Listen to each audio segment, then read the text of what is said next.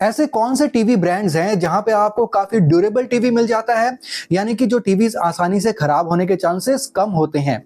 और इन टीवीज में से भी किस टाइप के टीवी डिस्प्लेज हैं जो आपको लेने चाहिए, यानी कि एलईडी या फिर QLED, mini LED, OLED TVs, किस टाइप के डिस्प्लेज हैं जो आपको लॉन्ग लाइफ दे देते हैं। मेरे काफी वीडियोस के कमेंट बॉक्स में काफी लोगों ने पूछा है कि सर मुझे ऐसा टीवी बताओ जो 4 से 5 साल से ज्यादा टाइम निकाल दे। तो आज की वीडियो में मैं आपको यही बताऊं। अक्टूबर 2022 में artings.com एंड आर्टिंग्स R&D ने एक एक्सपेरिमेंट किया। इन्होंने 100 से भी ज्यादा टीवी इन्होंने एक क्लोज्ड एनवायरनमेंट में इन्होंने कंटिन्यू चलाया 3 साल तक।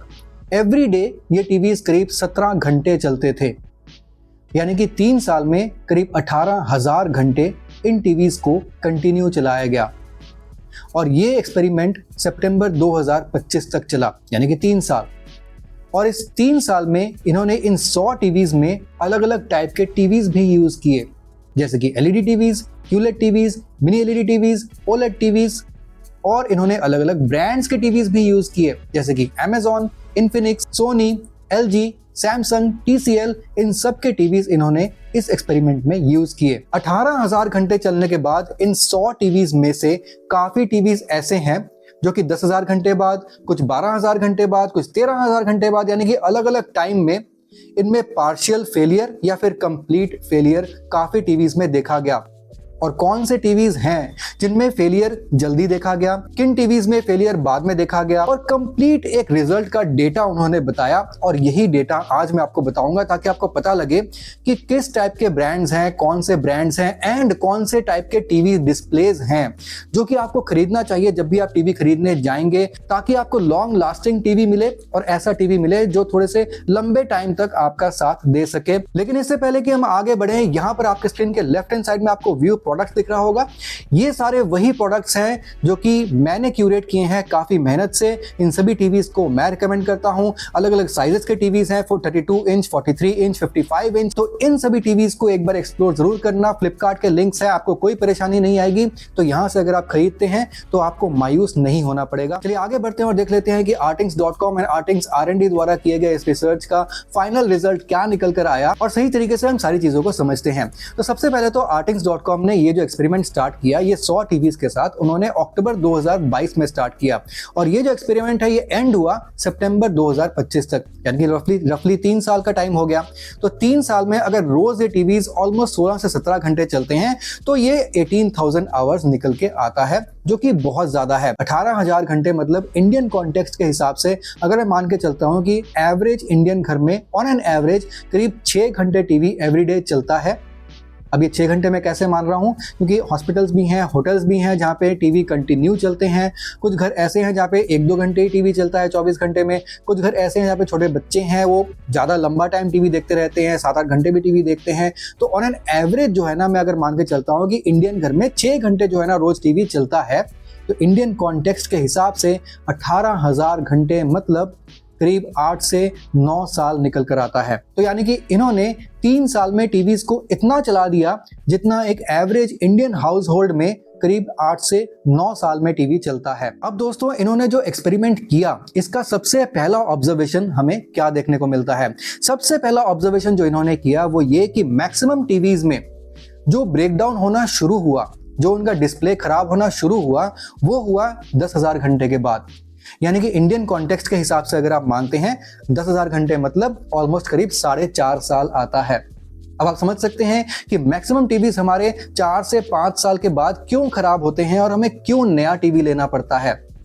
क्योंकि ये जो एक्सपेरिमेंट उन्होंने 100 टीवीज के साथ किया ना, यहाँ पे जो टीवीज का खराब होना शुरू हुआ वहां पे करीब 10,000 घंटे के बाद ये जो फेलियर्स है ये ज्यादा होने लगे। अब इन्होंने नोटिस किया कि 100 टीवीज में से करीब 20 टीवीज का कंप्लीट फेलियर हुआ। इन 20 टीवीज में से सिर्फ 2 ही ऐसे टीवीज थे जिनको वो रिपेयर कर पाए, बाकी 18 टीवीज ऐसे थे जो रिपेयरेबल नहीं थे। और ये जो 20 टीवीज जिनका कंप्लीट फेलियर हुआ ये करीब 10,000 घंटे के बाद हुआ। यानी कि आप समझ सकते हैं कि आजकल maximum TVs use and throw होते हैं। एक बार खराब हो गए तो उसके बाद उनको रिपेयर करना जनरली पॉसिबल नहीं होता है। अगर छोटा मोटा कुछ हुआ तो रिपेयर हो जाता है, अदरवाइज जनरली जो है ना मैक्सिमम टीवीज आजकल यूज एंड थ्रो होते हैं। एक बार खराब हुआ तो आपको नया टीवी ही लेना पड़ता है।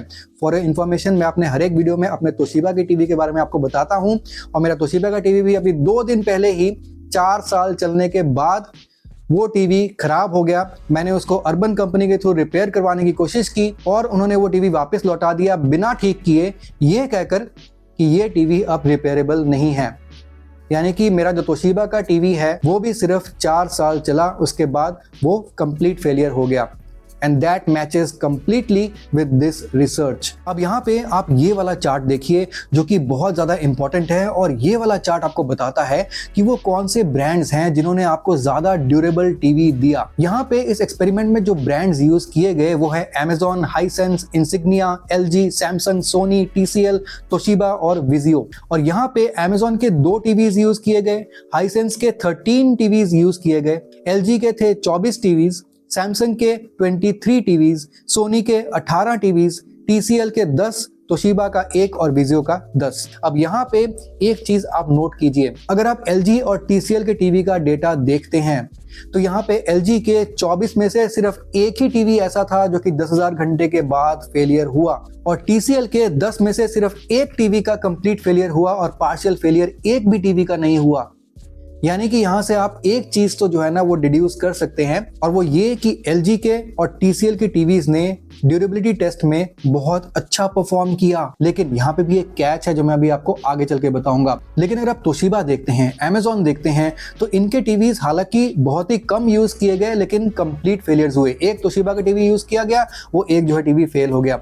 लेकिन इससे हम ये नहीं कह सकते कि तोशिबा का टीवी काफी कम ड्यूरेबल हैं या फिर इतने अच्छे नहीं हैं, Amazon का टीवी अच्छा नहीं है, क्योंकि इनमें आपको सिर्फ 1 या 2 टीवीज ही जो है ना एक्सपेरिमेंट के लिए यूज किए गए हैं। इसलिए आप जो है ना इतने सॉलिड तरीके से नहीं बोल सकते हैं कि ये टीवीज की ड्यूरेबिलिटी कम है। और यहाँ पे एक बात और बता दूं, TCL का जो एक टीवी यहाँ पे दिखाया गया है जो कि फेलियर हुआ है, कंप्लीट फेलियर हुआ है, उस टीवी का कंप्लीट फेलियर इस एक्सपेरिमेंट के खत्म होने से जस्ट कुछ हफ्ते पहले ही हुआ है। यानी कि वो जो TCL का टीवी है वो ऑलमोस्ट अराउंड 18,000 घंटे चलने के बाद फेलियर हुआ।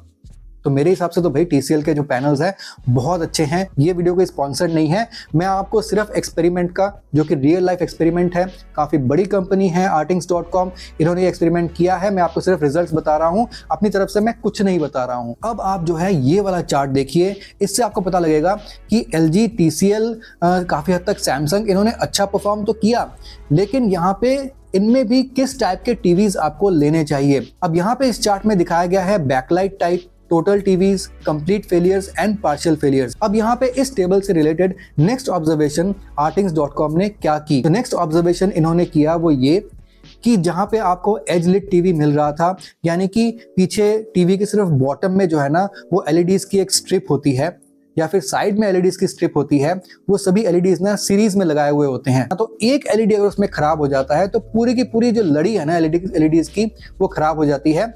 और टीवी में अगर एक LED भी खराब हो जाए तो आपका पूरा टीवी का डिस्प्ले खराब हो जाता है। जैसे कि आप दिवाली में जो है ना वो लाइटों की लड़ियां लगाते हैं ना, उनमें से अगर एक लाइट भी खराब हो जाती है तो आपकी पूरी की पूरी लाइटों की जो लड़ी है ना वो पूरी खराब हो जाती है, पूरी चलना बंद हो जाती है, क्योंकि सभी लाइट्स जो है ना वो सीरीज में लगाए हुए होते हैं। ऐसे ही आपके जो डायरेक्ट लिट टीवीज होते हैं या फिर जो आपके एज लिट टीवीज होते हैं ना, वहां पे ज्यादातर जो LEDs होते हैं ना वो सीरीज में लगाए हुए होते हैं, और इसलिए अगर वहां पे एक LED भी खराब होता है तो पूरे के पूरे सारे जो LEDs की अरे है वो खराब हो जाती है, पूरा टीवी आपका डिस्प्ले जो है वो बंद हो जाता है। लेकिन यहाँ पे अगर आप लोकल डिमिंग वाला टीवी लेते हैं, वहां पे क्या होता है, वहां पे आपको काफी सारे लोकल डिमिंग जोन्स दिखने को मिल जाते हैं, और हर एक जोन की खुद की अलग से पावर होती है। तो ये जोन्स जो है ना वो सीरीज में नहीं बल्कि पैरेलल में लगाए जाते हैं।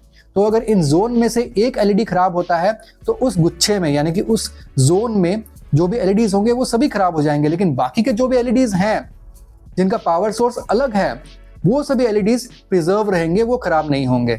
तो इसलिए जो है ना आपके लोकल डिमिंग वाले जो टीवीज होते हैं ना उनमें आपके पार्शियल फेलियर्स होते हैं या फिर उनमें फेलियर होने के चांसेस काफी कम होते हैं, क्योंकि वहां पे आपके एलईडीज जो है ना वो सीरीज में नहीं लगाए होते हैं और वहां पे आपके एलईडीज जो है ना वो कंटिन्यू नहीं जलते हैं, सिर्फ जोन के हिसाब से ही वो जलते हैं। और जितना कम एलईडी जलेंगे कंटिन्यू, जितना कम जलेंगे उतनी हीटिंग भी कम होगी, एलईडीज खराब होने के चांसेस कम होंगे। इसलिए यहाँ पे अगर आप ये वाला टेबल नोटिस करते हैं तो इस टेबल के हिसाब से जिन टीवीज में भी आपको लोकल डिमिंग देखने को मिल जाती है उन टीवीज की जो लाइफ है वो ज्यादा देखने को मिली।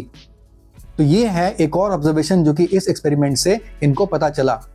तो इसलिए मैं आपको बताता हूं, as a TV buyer, as a consumer, अगर आपको टीवी खरीदना है तो इस एक्सपेरिमेंट के हिसाब से अगर आप चलते हैं तो TCL, LG, Samsung, even Sony भी, जहां पे आपको ज्यादातर इलेक्ट्रॉनिक्स की ही प्रॉब्लम आती है, एलईडीज की कुछ खास प्रॉब्लम नहीं आती है, तो ये अच्छे ब्रांड हैं।